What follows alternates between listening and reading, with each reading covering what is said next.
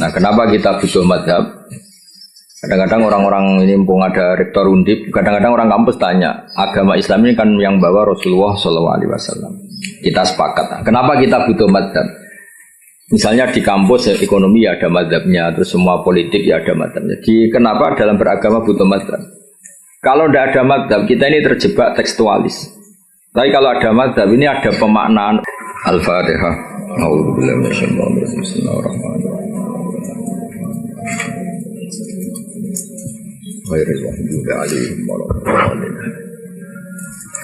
Ini didengerin mawon ini.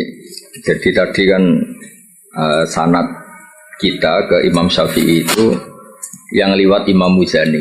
Jadi sebetulnya Imam Syafi'i itu punya murid 3 yang terkenal. 1 Buaiti, siapa? Buaiti, 2 Muzani, 3 Robi. Cuma kebetulan yang mentadwin, yang membukukan, mendokumentasi itu namanya Imam Muzani. Sehingga sanad-sanad fikih kita ke Imam Syafi'i itu lewat Imam Muzani. Ya ini bukan kebetulan, tapi alhamdulillah ini ada Pak Rektor Undip biar tahu bahwa tradisi dokumentasi sebelum ada di kampus-kampus itu dulu pertama itu malah langsung Allah Subhanahu wa taala. Jadi Allah itu punya sunnah. Misalnya kita ini berbuat sesuatu, selain ditulis Raqib Atid, itu terdokumen di Lauh Mahfuz. Masih terdokumen di sistem tubuh kita, di sidik jari, di sistem tubuh kita. Sehingga nanti ketika di akhirat itu al-yawma nakhtimu ala afwahihim, mulut ditutup, terus wa tukallimuna aydihim. Yang lapor ke Allah itu tangan-tangan kita, karena sistem tubuh kita sebenarnya merekam apa yang pernah kita perbuat. Berarti sudah kelihatan dokumentasi itu 3. Malaikat Raqib Atid terdokumentasi lagi di Lauh Mahfuz, di sistem tubuh kita. Terus plus di catatan yang nanti diberikan ke kita. Ini loh perilaku kamu, kelakuan kamu. Jadi dokumentasi itu penting. Nah dulu Imam Syafi'i itu punya murid yang terkenal itu 3. Yang lainnya cerdas mungkin atau tidak suka nulis, tapi terkenal namanya Imam Buaiti. Yang satu suka nulis. Nah, ini kitab ini yang saya bawa. Ini kitab itu karangan Imam Syafi'i, tapi sebetulnya riwayat Mukhtasarul Muzani. Nah di orisinil karangan Imam Syafi'i itu beliau kalau gamang atau ragu yang ngendikan ragu, kalau yakin yang ngendikan yakin. Misalnya di bab sujud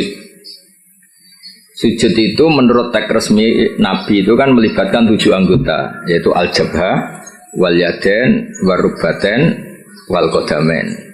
Kita disuruh sujud melibatkan 7 anggota ya, karuan jabhah, jidat, terus 2 tangan, terus 2 lutut, terus sama qadamen. Oke, kita sepakat yang melibatkan 7 anggota pasti sujudnya sah. Sama lagi yang melibatkan 7 anggota pasti sujudnya sah. Ada kata pasti.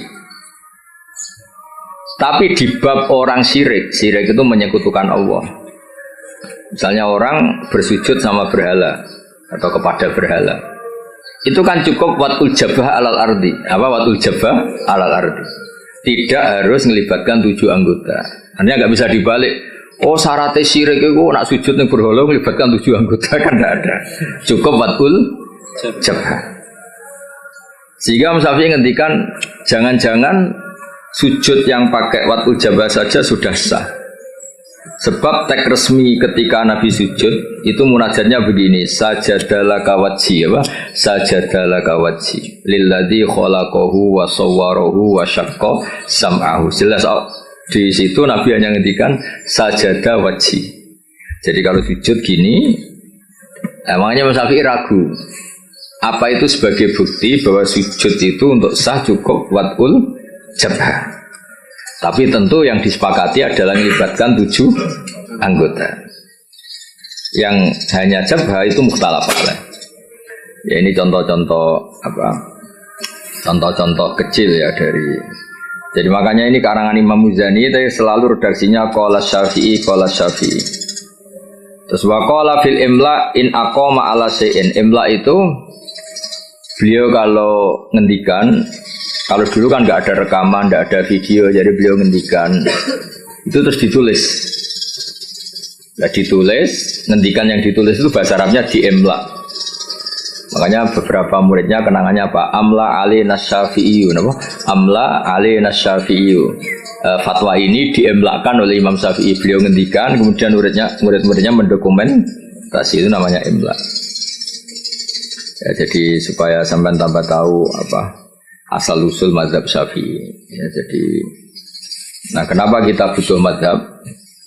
Kadang-kadang orang-orang ini mumpung ada rektor undip, kadang-kadang orang kampus tanya, agama Islam ini kan yang bawa Rasulullah SAW. Kita sepakat. Kenapa kita butuh mazhab?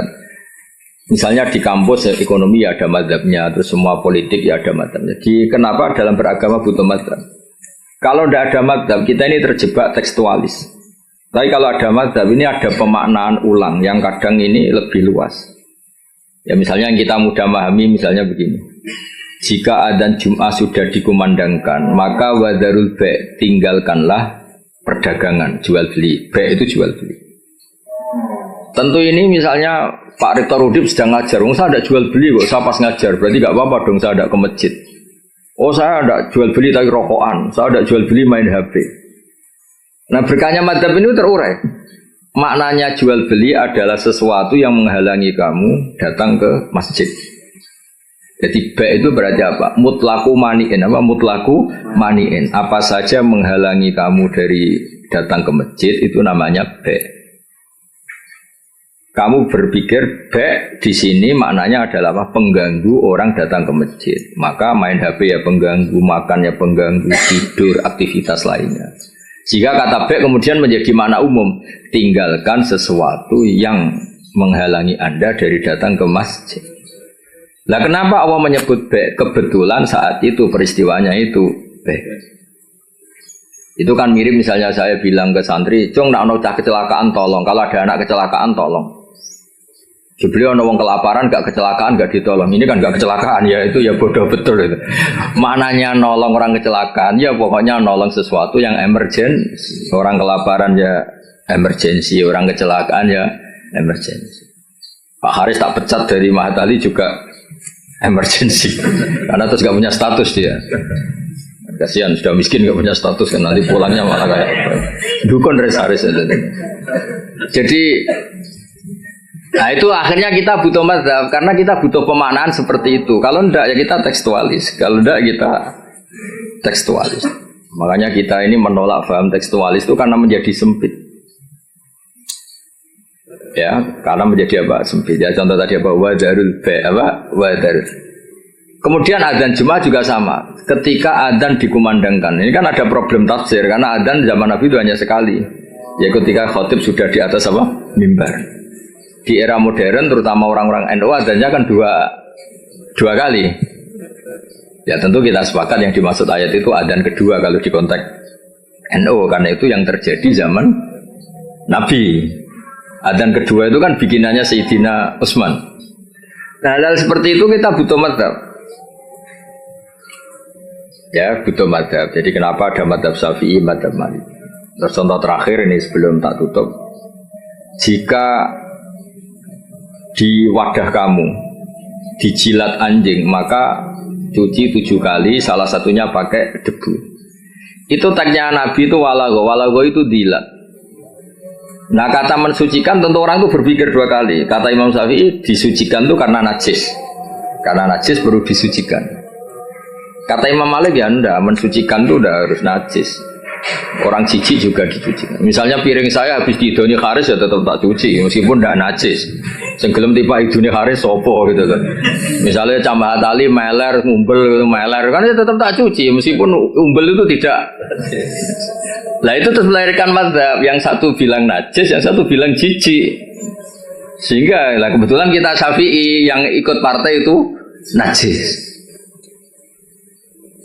Ya kalau Nabi sendiri tidak ngendikan najis atau cici, ini dan fal yaksilhu harus dicuci. Nah dicuci itu kan pilihannya 2, karena cici apa karena najis. Ya seperti orang butuh uang itu. Kalau di komunitas orang miskin kan butuh uang itu karena butuh. Tapi kalau di komunitas orang kaya, orang sosialita, itu kan butuh uang mungkin karena tamak, karena rakus. Kan mereka sudah selesai urusan makan, kok masih butuh uang ya berarti karena rakus. Sama-sama dari kata butuh, apa? Sama-sama dari kata butuh. Ya ngajar lah ngajar. Kalau Gus Bak ngajar itu karena sakit sampean. Kalau Haris profesi gak ngajar nganggur tenan. Ya itu kan sama-sama lahir dari kata ngajar. Ya kira-kira seperti itu. Kenapa ada madzhab? Karena untuk maknani teks-teks yang ada ini penafsirannya itu beda-beda. Makanya kita butuh cara kamu memahami teks itu ikut manhajnya siapa, metodenya siapa. Nah kalau metode Imam Syafi'i ya tadi fal yaghsilhu diartikan karena anjing itu najis. Imam Malik enggak ya karena menjijikkan. Ya sama tadi meninggalkan B itu transaksinya halal. Tapi kenapa harus ditinggalkan? Karena sekarang sudah B yang mengganggu Jumatan. Berarti semua yang mengganggu semakna dengan B. Kamu bisa ikut partai min itlaqil ba'di wa iradatil qul atau ikut partai qiyas. B mengganggu. Berarti semua mengganggu sama dengan B. Maka tidak boleh melakukan aktivitas yang mengganggu datang ke Jumat. Jadi bisa mintorikil qiyas, bisa mintoroki min itlaqil ba'di wa iradatil qul. Atau tidak pakai itu semua, pakai nurani model Jawa kan ra iso mikir. Ora iso mikir ya, ora iso mikir. Tapi justru iso mikir malah barokah karena terus ngerti. Nah ape Jumatan itu ojo dagangan. Mesti dia paham ojo dagangan itu ojo melakukan sesuatu yang mengganggu. Ya itu kan otomatis ya sama misalnya kalau ada tamu kasih makan. Keimangan tok ora kayak mobil sereten. Maknanya keimangan kasih sesuatu yang tamu ini menjadi nyaman. Termasuk kebutuhannya ya mungkin minum, tisu atau apalah. Termasuk menyediakan kamar mandi. Karena apa? Makan itu ibaratun an hajatil insan. Apa ibaratun an hajatil insan? Makan itu adalah kebutuhan manusia. Padahal kebutuhan tamu tidak hanya makan, ya makan, minum, MCK macam-macam. Nah itu terus lahirlah madzhab. Kenapa lahir apa? Madzhab. Terus di Balaghah disebut min itlaqil ba'di wa iradatil qul. Makanya Quran sering bilang Allah itu suka waruka'is sujud. Masa iya sholat hanya rukuk dan sujud?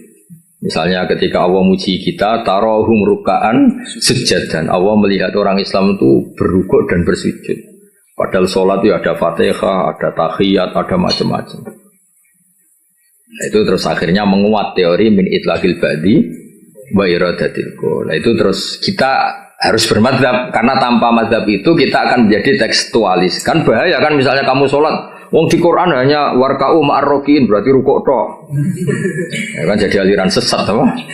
Sudah kere sesat kan malah bingung gitu. Ya jadi itu apa bentuk penghormatan kita pada madzhab Syafi'i. Jadi memang kenapa kita kan kadang-kadang orang-orang sebagian orang itu berpikir Islam ya Islami Rasulullah ngapain sih bermadzhab? Itu memang orang nggak pernah ngaji. Bermadzhab itu kebutuhan logis ya, bermadzhab itu kebutuhan logis. Kayak bernegara pun butuh penafsiran. Demokrasi terpimpin apa demokrasi liberal apa sistem republik apa kerajaan. Kan nggak mungkin kita bernegara kemudian tanpa apa madzhab. Kita harus mengikuti salah satu madzhab dari cara bernegara. Kebetulan kita republik misalnya, tidak monarki. Ya sama memaknai teks-teks dalam Quran kita butuh apa? Madzhab. Kalau tidak ya tadi terjebak dalam tekstualis atau kejumudan macam-macam. Ya ngoten nih sebagai penghormatan kula teng basal teng buyut-buyut kula ngantos wong utamaken teng kajen ngono iku nggih mbah-mbah kula buyut-buyut kula. Dadi ra usah GR Pak Haris, Gus Pak nak ambek aku gelem sesat iku GR.